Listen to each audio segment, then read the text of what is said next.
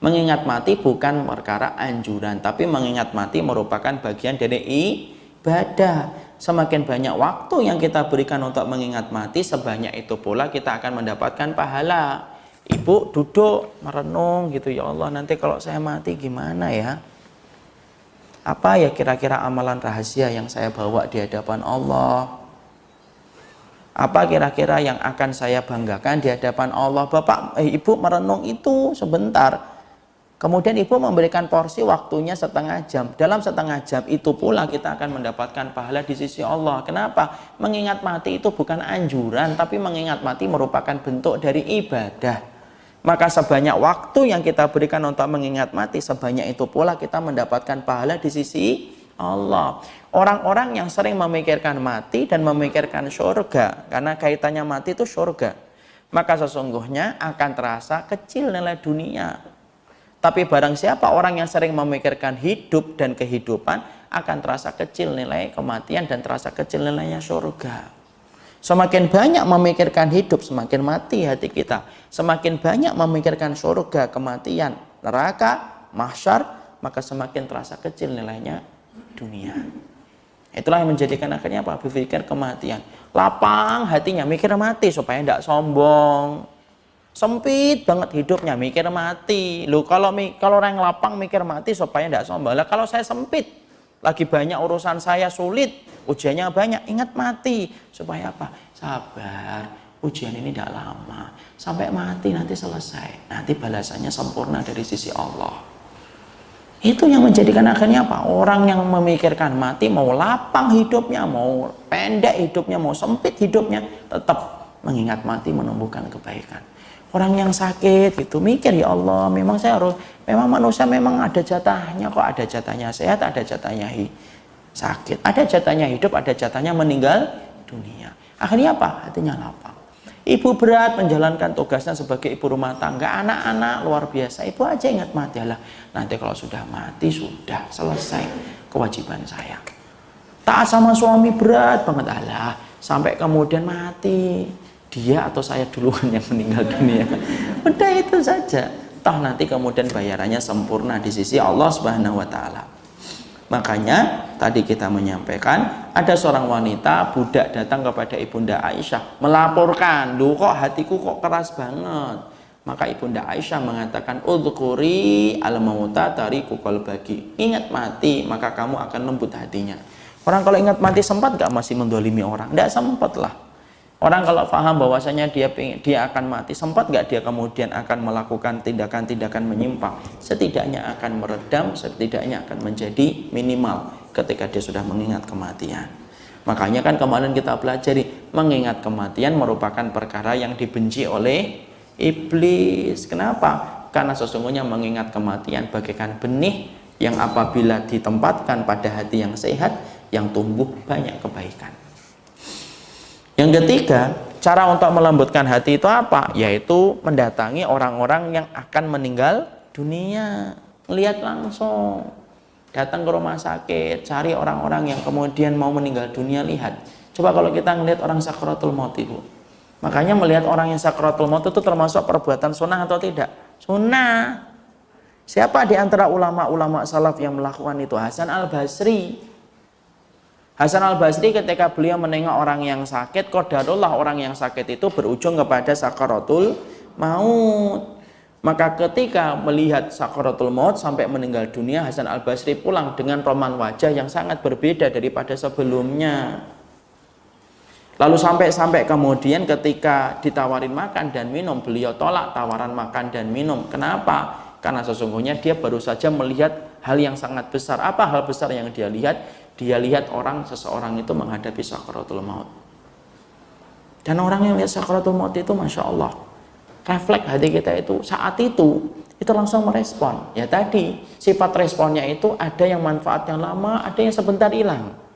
Tapi yang jelas orang kalau melihat sakaratul maut sampai meninggal dunia, pasti dalam hatinya itu ada rasa untuk membayangkan gimana saya dalam posisi yang semacam itu. Dan sakaratul maut itu berat, sulit. Makanya kita disuruh mengambil banyak ibroh ketika semacam itu. Sama, bukan hanya sakaratul maut, sampai ketika orang itu sudah meninggal dunia kan, ibrahnya apa sih? Suruh ngikutin orang yang meninggal dunia bagi laki-laki. Makanya kalau kemudian dibawa dalam keranda kan pernah saya sampaikan, keranda itu sunahnya ditutup atau tidak ditutup? Tidak ditutup, walaupun kalau ditutup tidak salah. Kenapa sunahnya itu dibuka saja, tidak usah dikasih kain itu? Karena sesungguhnya supaya menghadirkan bayangan kematian bagi orang yang ngikutin. Makanya kalau ngikutin mayit, ini bagi laki-laki yang ngikutin mayit, dikir aja tidak disarankan. Dikir aja tidak disarankan. Ngapain Ustaz? Diem, lihat aja orang itu ketika mati. Kenapa? Fungsinya untuk memberikan efek kematian supaya timbul rasa takut. Kalau kelihatan kan kain kafannya kelihatan. Beda nggak kemudian kalau dibuka terbuka itu? Beda Ibu. Di Arab Saudi itu ditutup atau terbuka? Terbuka ya. Saya tidak tahu kenapa kok di Indonesia ditutup, saya belum tahu. Tapi apakah itu salah? Ya tidak salah. Cuma yang paling afdal adalah dalam keadaan ditutup, itu yang paling dalam keadaan afdal itu yang dibuka. Supaya apa? Menimbulkan efek pelajaran bagi orang yang melayat supaya dia paham. Kalau kamu mati ya kayak gitu. Ya. Jadi kalau nggak ditutup nggak apa-apa. Kalau ada keluarga kita yang ngomong kasihan Ustadz, panasan gitu. Itu antum. Dia sudah meninggal, tidak ada kemanasan lagi. Ya. Jadi semacam itu efeknya. Makanya kemudian yang kedua yaitu yang ketiga menyaksikan orang yang sakaratul maut. Saksikan itu, datangin. Supaya kemudian kita melihat satu persatu gimana sih kehidupan orang itu ketika sakaratul maut. Kita kenal ada orang yang susah mengucapkan sakaratul maut, mengucapkan la ilaha illallah, banyak sebab. Kenapa ya ada orang kok su'ul khotimah Ustaz? Ya banyak sebab. Bid'ah yang dia kerjakan menyebabkan su'ul khotimah. Syirik menyebabkan su'ul khotimah. Saya itu beberapa waktu yang lalu Ibu, ada bapak-bapak dan ibu datang ke rumah, dia ceritanya apa? Ini sudah lama. Ceritanya adalah Ustadz, kakek saya ini kok sudah nazak beberapa hari kok nggak meninggal ya Ustadz. Saya kaget, nazak berapa hari nggak meninggal. Nah saya tanya, antum tahu nggak Pak definisi nazak itu apa? Jangan-jangan belum nazak dikatakan nazak. Oh tahu lah Ustadz, nazak kan sudah tidak sadar, matanya sudah ke atas, tidak ngerespon. Antum nggak pernah jelasin? Iya, betul itu sudah nazak berarti. Iya, ini sudah nazak Ustaz. Tapi tidak meninggal. Saya bayangin, Masya Allah, sakaratul maut itu berat loh. Berat atau tidak berat? Berat. Sakarat itu artinya keperihan dan kepedihan. Al-maut, keperihan dan kepedihan sebelum mati. Lah ini kok sampai berhari-hari? Kemudian saya mencoba untuk memberikan satu jawaban. Mungkin kakek antum punya syirik-syirik? Enggak. Ternyata benar. Dia punya barang ini, punya barang itu, punya barang ini. Aduh, saya bilang, ya itu yang menjadikan susah untuk kemudian meninggal itu. Salah satunya su'ul khatimah disebabkan karena kesyirikan. Karena dulu sahabat ada yang memakai itu dikalungin, kemudian akhirnya apa? Rasulullah berkata, inzaha fa in mutta ala dzalika ma aflahta abadan. Cabut itu cabut. Kalau kamu nggak cabut, kamu nggak lempar itu, kamu nggak buang, ma aflahta abadan. Kamu tidak akan pernah beruntung kalau kamu masih pakai kesyirikan itu. Dicabut, dibuang. Kemudian akhirnya saya sudah Pak, ini coba tolong beliau ini telepon, beliau mungkin bisa bantu Bapak. Akhirnya apa? Beberapa waktu kemudian saya ketemu lagi dengan Ustadz itu. Saya tahu akhirnya sudah meninggal. Kemudian saya ngobrol, gimana Ustadz kemarin? Wah, barang-barang syiriknya banyak Ustadz. Ada keris lah, ada inilah, ada itulah. Akhirnya kita hancurkan. Baru setelah hancur itu, ya mungkin akhirnya dipermudah. Walaupun akhirnya apa? Tidak bisa satu patah pun mengucapkan kalimat Allah. Nah di situ kita paham, Masya Allah, kalimat syirik itu tidak ada harga tawar Ibu. Kalau fikih masih ada putih, hitam, abu-abu. Fikih, karena apa? Khilafnya banyak. Tapi kalau syirik ya tidak ada khilaf lah, hitam atau putih, iman atau syirik. Dan salah satu perkara yang kita khawatirkan menimpa kepada kita kalau kita tidak menjaga diri dari kesyirikan itu apa? Allah timpakan su'ul khatimah kepada orang yang masih membawa kesyirikan sampai mati. Kenapa? Nabi yang sudah bersabda, Fa in mutta ala dzalika ma aflahta abadan. Loh, kalau kamu sampai mati dengan pakai itu, kamu tidak akan pernah beruntung selama-lamanya. Nah, itulah misalkan kita mendatangi orang yang akan meninggal dunia, sakaratul maut, melihat itu merupakan perkara untuk melembutkan hati, dan itu bagian sunnah. Makanya harus dikuatkan. Kalau kata orang Jawa, harus ditatak hatinya. Ditatak sudah. Lihat sekalian untuk menumbuhkan kebaikan itu. Supaya hati kita menjadi hati yang merespon setiap nasihat. Caranya dipaksa untuk melihat itu. Tidak tega, Ustaz. Emang.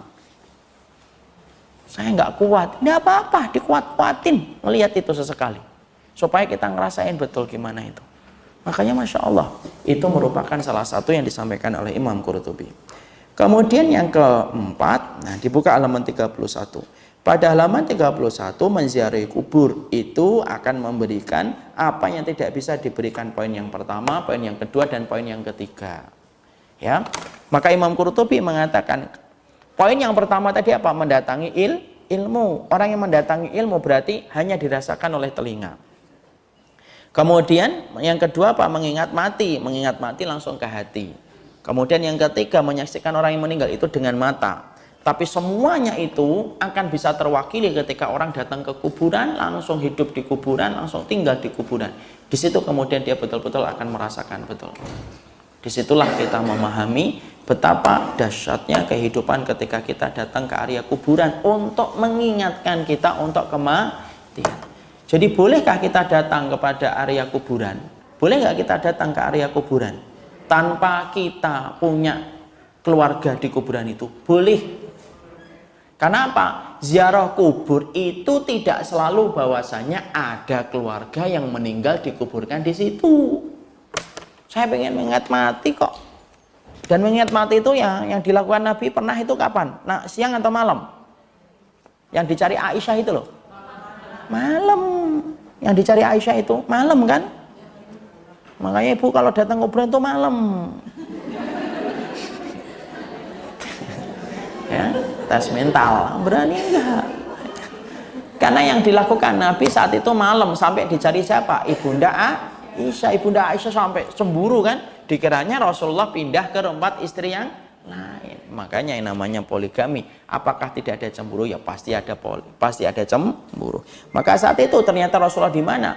Rasulullah ada di kuburan untuk mengingatkan beliau kepada kematian. Itu Nabi, dan itu dilakukan di waktu malam. Jadi disitulah kita paham yang dijelaskan oleh Imam Al-Qurtubi, bahwasanya sesungguhnya ketika kita kemudian datang ke kuburan itu merupakan salah satu cara untuk mengingatkan kepada proses kematian supaya menumbuhkan hati kita dan melembutkan hati kita.